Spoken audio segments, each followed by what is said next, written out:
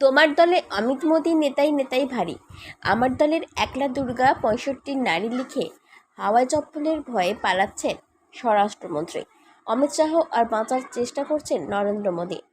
আঁকা হয়েছে দুর্গাপুরের ১০ নম্বর ওয়ার্ডে এজনের ৪ নম্বর স্ট্রিটের বাড়ির দেওয়ালে।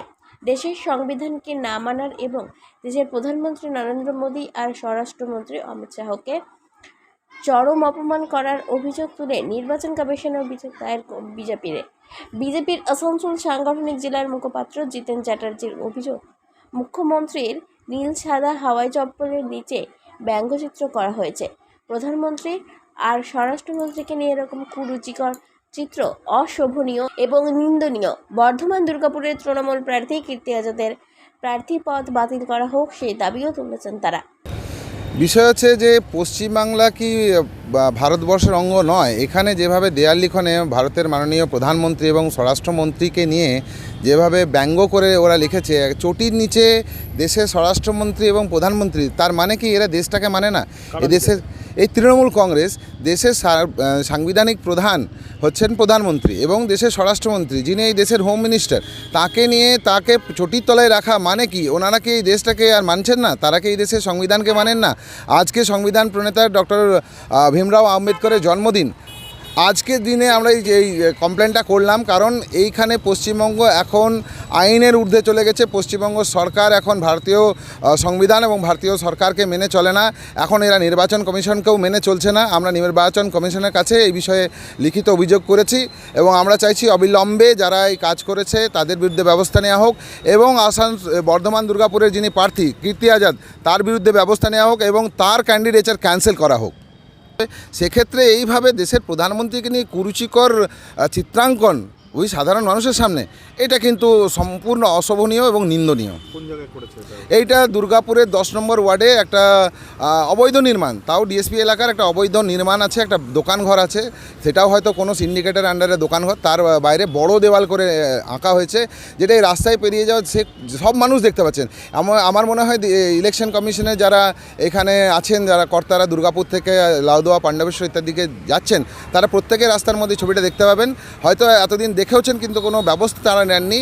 স্বতঃস্ফূর্তভাবে ব্যবস্থা নেওয়া উচিত ছিল, কারণ কি ভারতের সাংবিধানিক প্রধানের উপরে এই ধরনের কুরুচিকর যে বিষয় করেছে সেটার উপরে আমরা আমাদের পার্টির তরফ থেকে ইলেকশন কমিশনকে জানিয়েছি এবং অবিলম্বে এর ব্যবস্থা নেওয়ার জন্য বলেছি। পাল্টা ১ নম্বর ব্লকের তৃণমূলের সভাপতি রাজীব ঘোষের দাবি, পশ্চিমবঙ্গের প্রাচীন ঐতিহ্য দেওয়ালের ব্যঙ্গচিত্র।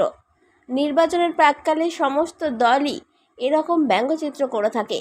সাধারণ মানুষের মধ্যে বার্তা পৌঁছে দেওয়া হয়, সেখানে কারোর ছবিও দেওয়া থাকে না। বিজেপি যদি মনে করে কুরুচিকর, তাহলে আমাদের কিছু করার নেই। দুর্গাপুর ইস্পাত নগরীর বিভিন্ন প্রান্তে ওরাও মুখ্যমন্ত্রীর নামে কুরুচিকর লেখা ও ব্যঙ্গচিত্র করেছে বলেও অভিযোগ। ওরা নির্বাচন কমিশনে অভিযোগ করতেই পারে বলেও কটাক্ষ করেন। বিজেপি নির্বাচন কমিশনের কাছে অভিযোগ করতেই পারে, এ নিয়ে আমার বলার কিছু নেই। কিন্তু একটা জিনিস আপনারা জানবেন বা আমরা ছোটো থেকেও দেখেছি যে পশ্চিমবঙ্গের রাজনীতিতে দেয়াল চিত্র একটা ঐতিহ্য বহন করে বা এটা একটা কালচার। বিভিন্ন ধরনের ছড়া বা বিভিন্ন ধরনের চিত্র, কার্টুন, এইগুলো বিভিন্ন সময় আমরা দেখেছি আনন্দবাজারের বিখ্যাত কার্টুনিস্ট কুট্টি যেগুলো আঁকতেন, সেগুলো আমরা দেয়াল চিত্রে তুলে ধরতাম। এগুলো একটা কালচার। এবার এগুলোতে যদি কেউ মনে করে যে কুরুচিকর বা কিছু, এগুলো টোটালটাই হয় সিম্বলিক।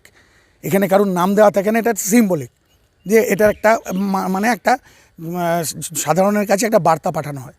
এটাই হচ্ছে মূল কথা। এবার এর মধ্যে যদি বিজেপি খারাপ দেখে, তো আমাদের তো কিছু করার নেই। আমরা পুরনো যে সংস্কৃতি নির্বাচনের বা এই দেয়াল চিত্র, দেয়াল লিখন, সেটাই বহন করছি এবং এর মধ্যে আমরা খারাপ কিছু দেখি না। কেননা আপনারা দেখতে পাবেন টাউনশিপ ঘুরলে আমাদের মাননীয় নেত্রীর নামেও বিভিন্ন ছড়া, কুরুচিকর মন্তব্য ওনারাও করে রেখেছেন বিভিন্ন জায়গায়। আমি আপনাদেরকে ছবি তুলে আপনাদেরকে তথ্য দিতে পারি।